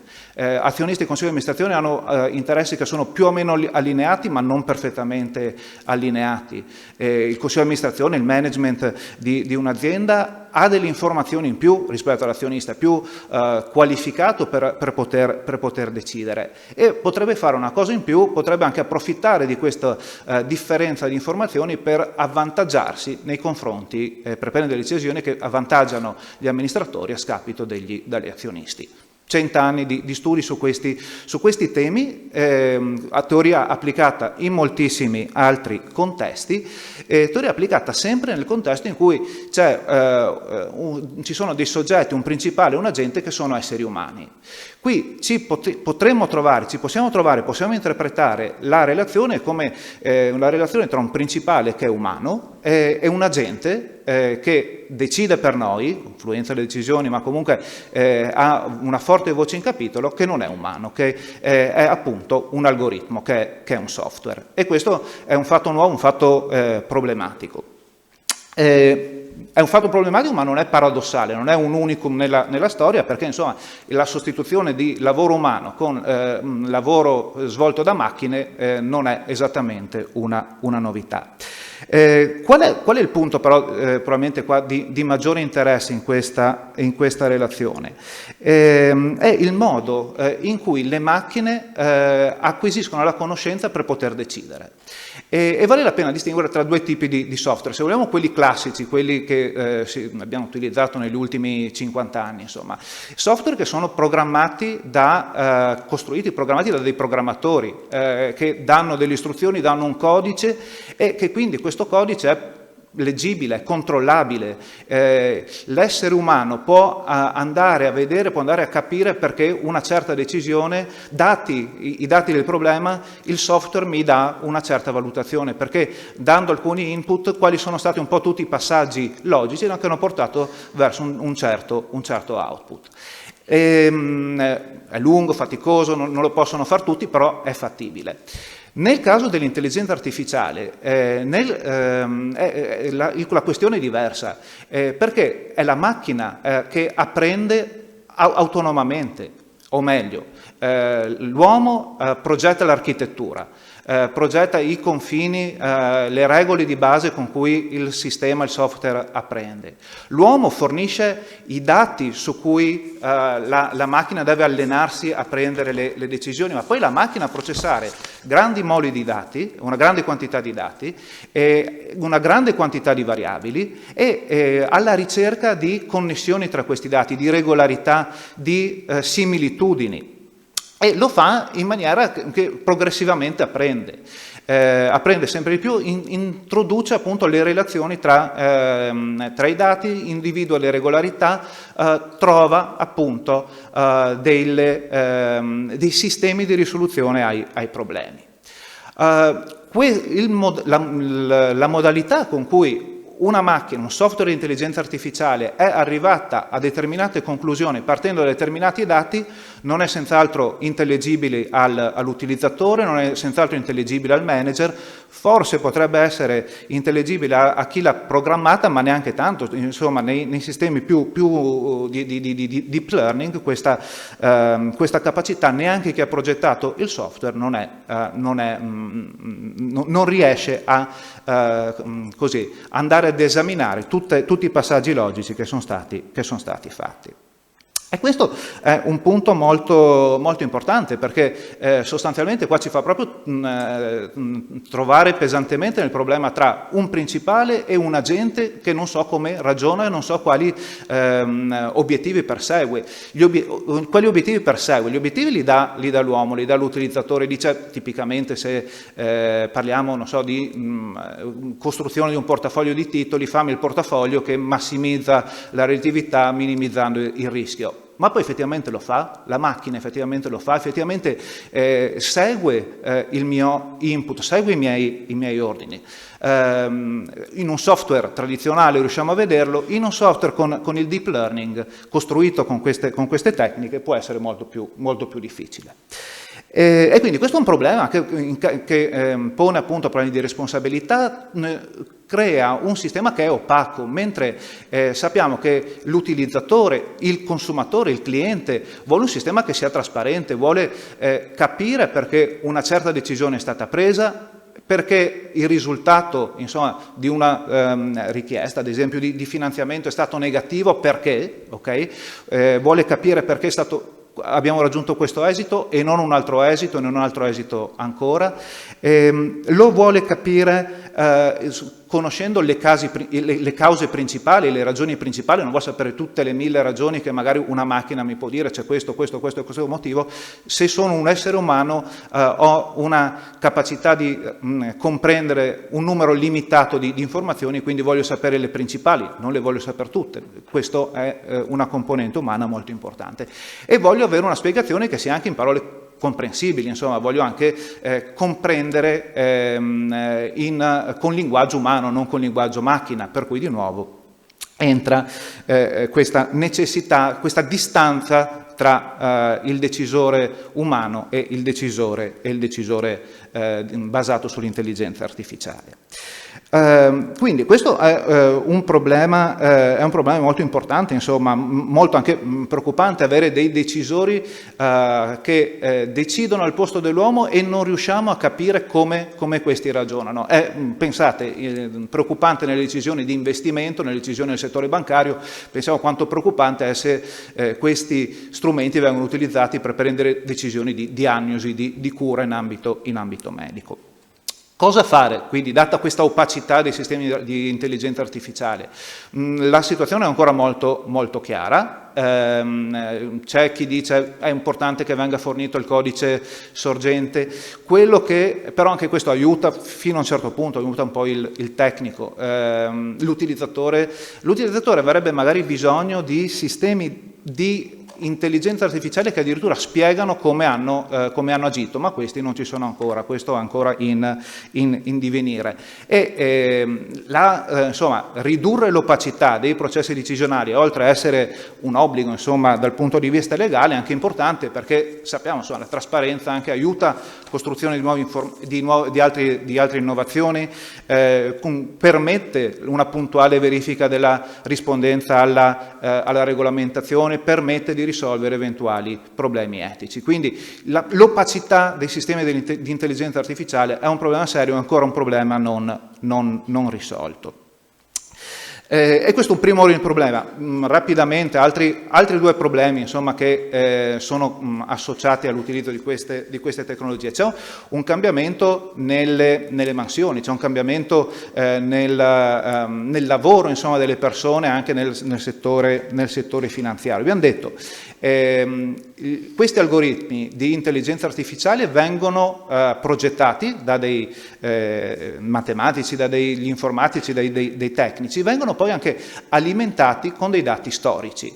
Questi algoritmi sono bravissimi a processare dati storici, trovare delle regolarità. Questi dati però devono essere puliti, devono essere, nel settore finanziario questi dati si trovano anche abbastanza con facilità, con relativa facilità rispetto ad altri contesti. Vanno in ogni caso puliti, vanno in ogni caso trattati, la macchina deve essere messa in grado di apprendere, e quindi ci saranno delle figure professionali che capiscano, insomma, di finanza, capiscano anche di linguaggio macchina, capiscano le modalità con cui allenare queste macchine a processare tutti questi dati. Sono competenze completamente diverse, c'è un cambiamento di competenze richieste, perché queste ovviamente non sono le competenze del bancario, non sono le competenze dell'analista finanziario, non sono le competenze di chi gestisce titoli e così via. C'è però una nuova categoria di competenze che richiede, che deve essere attuata, essere messa in atto per sfruttare l'opportunità di questo strumento. Ultimo punto molto importante, tornando al problema di prima, non capiamo la logica, non sappiamo come un sistema di intelligenza artificiale pensa, come decide, e questa opacità è un fattore che porta a distanza, porta a non fidarsi dei risultati. Abbiamo detto apprezziamo dei risultati che arrivino tempestivamente, che arrivino con facilità e così via, ma se non sappiamo perché il mio credito è stato negato io non mi fido del sistema. Punto numero 1. Punto numero 2, abbiamo detto i sistemi di intelligenza artificiale necessitano di grandi quantità di dati storici che vengono processati e vengono analizzati. Per fare questa attività ci vuole tempo. Se la decisione deve essere presa rapidamente, se la decisione deve essere presa con un orientamento al futuro, il dato storico aiuta fino a un certo punto. Contano di più altre cose, insomma, contano di più altre qualità che sono tipicamente umane, appunto la capacità di reagire rapidamente, di prendersi responsabilità, di avere intuito per comprendere come si sta muovendo la situazione. E soprattutto conta l'importanza, conta la capacità di acquisire, di elaborare, di avere senso, di far senso di informazioni che non stanno nei dati storici, informazioni che vengono dal contesto. La macchina non legge il contesto nel quale è inserita, nel quale prende la decisione. La macchina non sa a quale fine la decisione viene presa, il perché mi è stata fatta questa richiesta. Questo lo sa l'uomo, la capacità quindi di sapere inquadrare questa decisione nel contesto più ampio in cui viene presa. E questa è una qualità tipicamente umana.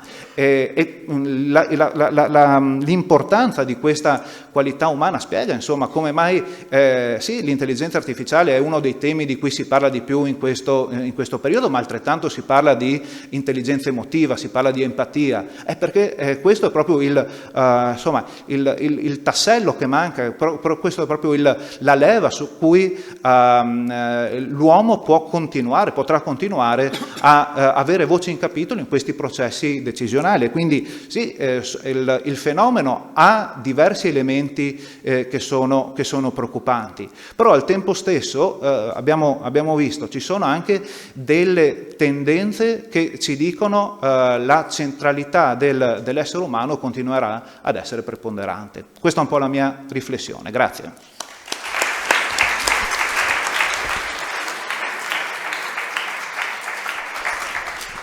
Molto, molto bene, grazie Giancarlo. A questo punto chiederei a Gianfranco Luca Bertinotti di avvicinarsi o comunque di darci qualche elemento di conclusione rispetto a quanto è stato discusso.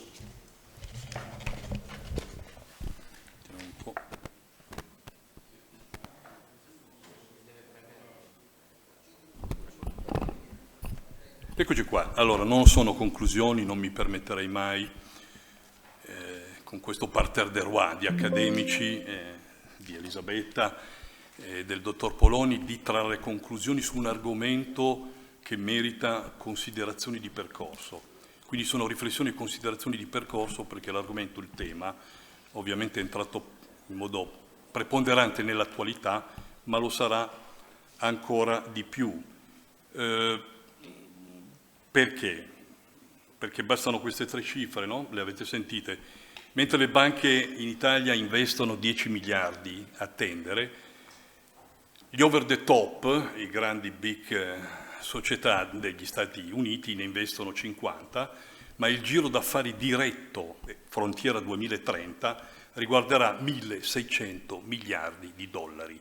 1.600 miliardi di dollari sono 2/3 del prodotto interno lordo dell'Italia. Quindi una cosa da far tremare i polsi, gigantesca. Come governare tutto ciò? Beh, allora, consentitemi un ringraziamento ovviamente al coordinatore Michele Baù, al SAB di Pordenone che ci ha ospitati, ed un'iperbole. Chi si salva? Basta andare a rileggere la teoria darwiniana. Si salva la specie di lavoratori che per indole, trattinnati e capacità di adattamento riesce ad adattarsi a governare questo processo, quindi gli iscritti alla Fabi, perché la nostra organizzazione, è vero, la nostra organizzazione non lascia indietro nessuno. Rispetto a questo argomento ci vuole capacità di visione e lungimiranza. L'Istat ha censito 803 lavori, mestieri, professioni in Italia. Su questi 803 mestieri, lavori, professioni, l'intelligenza artificiale generativa passerà come una lastra radiografia e genererà che cosa? Lavori che spariscono, quindi sostituzione di lavori, lavori che si generano, quindi generativa di nuovi lavori che si complementarizzano, uomo-macchina, quindi complementarità. Che cosa fa un paese normale o una comunità europea, no? Come richiamava il dottor Poloni? Si siede a un tavolo e apre un dialogo sociale, si siede a un tavolo e definisce le regole del gioco. Troppo fragile il paese, forse anche l'Unione Europea rispetto a questa dimensione di numeri, no? Rispetto a questa capacità ormai di competizione antagonistica tra Stati Uniti, Cina e questi player mondiali. Si siede e apre un dialogo, tra virgolette, sociale, su una responsabilità sociale d'impresa, e noi abbiamo un piccolo suggerimento, nel senso che ci sarebbero 10 cose da fare per poter cercare di governare questo fenomeno. Oltre al dialogo sociale e alla responsabilità sociale comunitaria, nuove e più efficaci capacità di investimento, no? Le abbiamo sentite nelle cifre. Dirigere questo investimento a cascata sulla formazione, e anche questo è stato richiamato, non formazione a pioggia, ma vera, autentica formazione dedicata su quelle attività non che scompariranno, ma che rimarranno, ma dovranno per forza complementarizzare con la robotica e quant'altro. Qui non è il discorso del via un cassiere, arriva un ATM e un POS, no? Il settore bancario, tra virgolette, è molto facile. Voi queste 803 professioni mettetele su un piano cartesiano, ascisse ordinate. Avrete professioni esposte e molto facili da automatizzare. I bancari, non forse i dirigenti di banca, che sono esposti ma meno difficili da automatizzare. I medici, i giuristi, sono esposti, sì, ma difficili da automatizzare. Prendete gli edili, il muratore, l'idraulico, sono esposti sì, ma sono molto difficili da automatizzare queste professioni. Allora io quando ho 803 professioni e le messe su un piano cartesiano, ho l'esplosione della criticità a tendere rispetto all'attività professionale e quindi l'investimento formativo, quindi sicuramente interventi in termini di ammortizzatore sociale. La best practice degli ammortizzatori sociali del settore bancario è stato preso da questo Paese e assurto, no? Per tutti i settori che non avevano ammortizzatori sociali come elemento di riferimento. Quindi certo favorire la formazione e avere uno strumento, un pilastro che tende, no, a sostituire in alcune fasi o ad accompagnare inevitabilmente quegli lavoratori che avranno più difficoltà a entrare in queste logiche e dinamiche. Quindi, detto questo, la presunzione qual è? E questo è l'ultimo spottone. E come diceva bene Geretto, attenzione alla prossimità è fondamentale.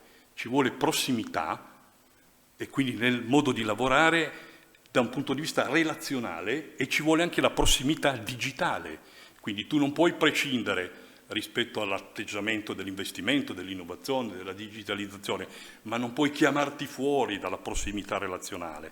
E questo è un elemento strategico nel mondo delle banche. E il credito cooperativo, permettetemi, no? È quello che è più vicino a questo binomio di prossimità locale, quindi comunità, territorio di riferimento, tutte le competenze soft che fanno sì che conosco l'imprenditore. Me lo dice la macchina se il semaforo è giallo, verde, rosso, ma me lo dice il volto, la persona, se il capannone viene su, se il personaggio è un imprenditore con qualità morali, di credito, quello è il mestiere e quella è la nostra possibilità di poter rimanere e sviluppare un'attività bancaria con, tra virgolette, aspetti relazionali e, tra virgolette, radicamento alle comunità, anziché desertificarle, renderle ancora vive, perché poi, insomma, tutto questo investimento tecnologico non deve, tra virgolette, vaporizzare i rapporti umani o vaporizzare le comunità, perché poi l'algoritmo, come dice il Ministro delle Finanze, scusatemi, la banca non è un algoritmo, è ancora un'altra cosa, è ancora capacità, motore, sviluppo dell'economia, ha ancora un ruolo sociale, e noi come Fabi vogliamo dargli l'anima a questa banca che ogni tanto, tra virgolette, specie nel credo ordinario, se ne dimentica. Quindi, sosteneva il filosofo Karl Popper, il futuro è davanti a noi e dipende da noi tutti. Tocca a noi capire e interpretarlo e poterlo, tra virgolette, indirizzare. tocca alla mente umana, alla sua capacità, se questo futuro, tra virgolette, è rivolto ad un certo, tra virgolette, sviluppo, creazione di valori e ottimismo, oppure declinato al catastrofismo e al conflitto e purtroppo a questioni di loop, tra virgolette, di non crescita e di elementi che non vogliamo neanche augurarci, tra virgolette, nefasti, su questa faccia della terra. Quindi io vi ringrazio dell'attenzione, mi hanno detto che abbiamo avuto un picco di 120 uditori presenti e quindi ringraziamo tutti quanti distintamente di aver ascoltato, ovviamente a un livello molto elevato, argomenti che però faranno parte del nostro quotidiano e svilupperemo come organizzazione, poi sicuramente a livello territoriale attraverso ovviamente Michele e tutta la segreteria di coordinamento. Grazie a tutti e a presto, a presto.